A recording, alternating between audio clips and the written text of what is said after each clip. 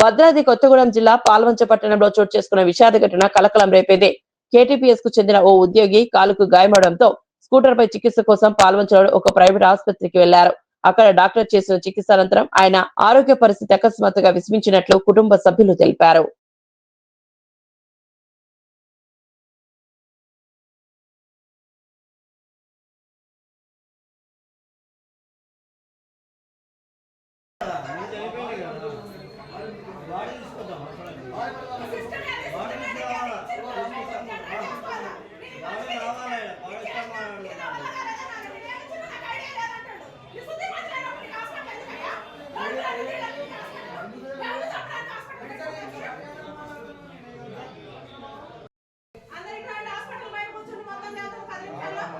ఓ Shiva